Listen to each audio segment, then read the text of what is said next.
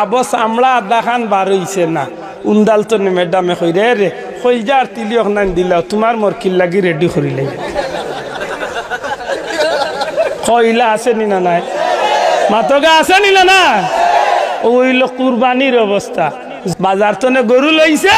1,55,000 বা বেটা খামলা বেটা আর ওর বেটা বাজারে দি 3-4 চক্কর দিছে চাচা জিকাইল কই চাচার নাম কইছে বুঝরানি চাচার নিয়ত কত সুন্দর মাথই নয় গাঁর মাইনসে কইতা অমুক মিয়া চৌধুরী এইবার কুরবানি দিলে বেটাই উদ্দের আল্লাহ খুশ করার লাগি নাই মাথই না বাবা ই কি দাবা হক দান জবাব দে আল্লাহ খুশ করার লাগি নাই নি জি ওই ইবাদি আনছে গরু 1,55,000 ইবাদি আরো 53,000 টাকা দি সিলেট তো নে 3 ডাব্বার ফ্রিজের বাক্স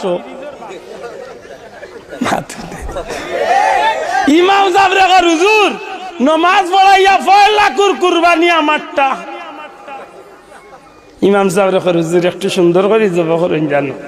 ইমাম সাহেব মাশাআল্লাহ জেলা ফারছেন ইন্না সালাতি ওয়া নুসুকি ওয়া মাহইয়ায়া ওয়া মামাতি লিল্লাহি রাব্বিল মাশাআল্লাহ ইমাম সাহেব তৌফিক আন্দাজা যা কইবার কই আল্লাহু আকবার আর ওরে 5 কোটি টাকা আছে যাকাত হে বেটা করছে কিতা সিলেটের বাজার মটিত গিয়া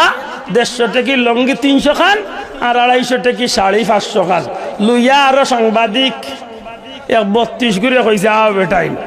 আও লাইন ধরাইছে সকাল তো জোর পর্যন্ত কয় রে ও যারা দেশ প্রচার করিয়া দিবা বল্টু মিয়া সাহেব যাকাত প্রদান করেছেন দিছে যাকাত তার বাপর 14 গুর খোফাল দিছে হইছে নি যাকাত কোনটা ঠিক রইছে একটা তার দেখাই একটু